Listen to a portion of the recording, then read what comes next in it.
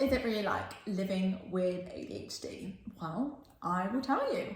I have never really seen my ADHD as a disability or something that's held me back or is necessarily like a negative, which is really interesting because nowadays, like, it's branded around like left, right and centre. Everyone seems to have ADHD and it's seen as like a disability, like a real problem, an issue. There's loads of negative connotations and I'm just a bit confused. I just kind of think, oh, well, I never really thought of it like that. And I'm also trying not to let like society tell me any different because, you know, I've got to 32 years and I've had it since I was a kid where I have seen it as a blessing. So I am not going to let the world tell me otherwise. But I just thought I'd be really real on here and tell you like the good and the bad and like sometimes like how I navigate it and also how I don't. So,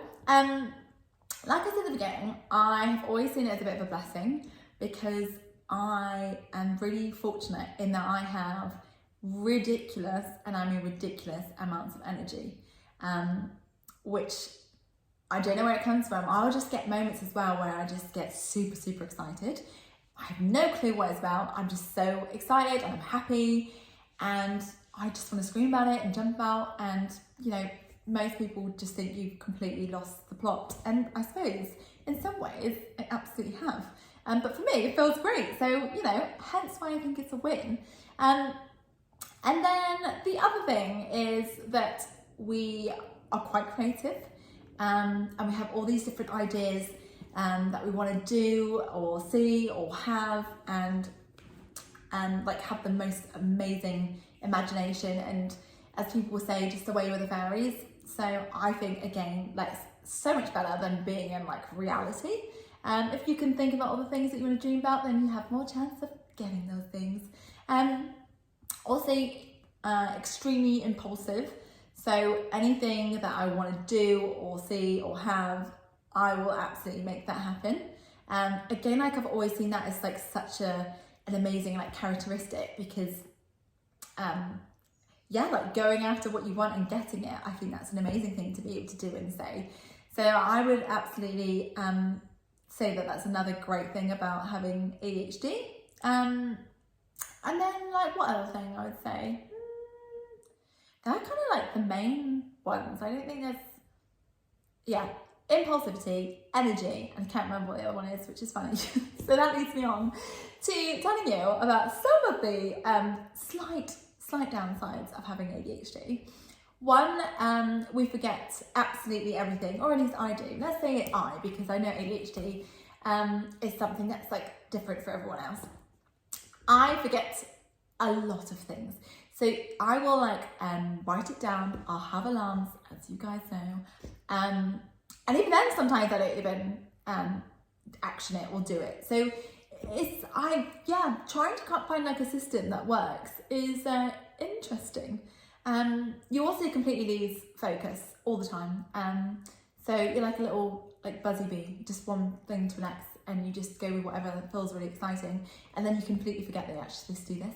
And also, as much as I love it, life can't always be super, super, super exciting, which is a slight challenge, especially at work. And then we're like having a conversation with my boss when I was telling him that I had ADHD, and he was like, okay, so like what kind of things does it mean?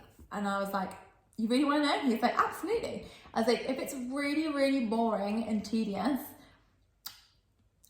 I will struggle, and I mean massively, massively struggle, and I most likely won't get it done. Not because I can't do it, but just because I will really, really struggle, and it will be near on impossible for me. And I know that sounds like a real excuse, but honestly, like, you read up on ADHD and it is a factor that unless it's really exciting and you're really interested and you're in the flow and you're like invigorated and you enjoy it, you get no chance.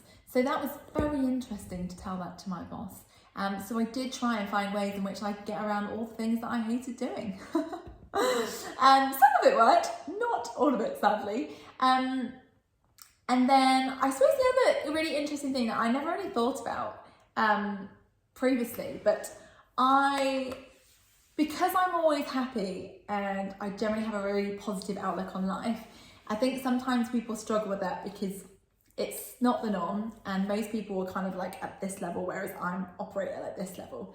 And I think sometimes people struggle with the fact that I always feel like or my natural response is always to be really positive and uplifting. So when things are really shit, I will try and see the positive side. So if you just want to wallow in your depression or whatever shit is going on, I am probably not the best person to talk to, because I want to make you feel good, and I'm going to make you laugh and like see the positive and like what you can learn from it and what the opportunity is. So you can see how some people would be like, oh my gosh, no. Also, if you operate at this level and you've got someone like this, I feel like also, yes, again, going back to the positives, I absolutely can influence the energy in a room like that, and I can make people feel amazing and on top of the world and inspired and happy and energized. But also people are like, oh my goodness, no, I just want to get my head down and not talk, not do this. And yeah, I just want to chat away and see what they're up to. And I love small talk. I obviously prefer like going into the nitty gritty, but I am a queen at small talk. So you leave me in a room with strangers, I will be able to make friends immediately. And I think, again, that's another good thing. So I'm confused, like, is it a bad thing? Is it a good thing? I'm going to go with what I've always thought is that it is a blessing. It's like, it is whatever you see it as and whatever meaning you decide to attach to it. So if you attach a meaning to say that it's amazing, it's a blessing, then you're only going to see the like positives and really kind of, you know, flourish on that. Whereas if you see it as a disadvantage, a negative, the worst thing in the world, 100% that's what you're going to get. So I just thought it'd be really interesting to share that with you. I also, like Dan's making me realise like some of the things as well in relation to ADHD. So he told me once a couple of months ago that around 8-9 o'clock, I will all of a sudden have so much energy, and we'll be watching like a movie or something, and I'll just like want to chat to him, so I'll like turn it off, like, babe, like let's have a conversation. And he'll be like, babe, what, like watching a movie? I'm like, yeah, but you haven't paid me any attention. Like, I want to talk. And he's just like, babe, I haven't like given you any attention because we're watching a movie. I'm just like, no, let's like turn it off. Let's focus on something. Or like when we're having like putting together like a little action plan or talking about something, I'll then go off on a tangent of like, oh, like, so what should we have for dinner or something, or whatever it is.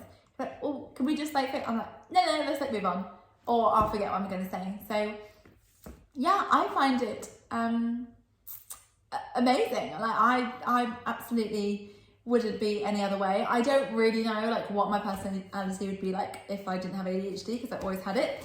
But yeah, I hope this just kind of gives you a bit more of an insight as to what it's like to live with ADHD, and I will be back for some more content tomorrow. But in the meantime, thanks for listening.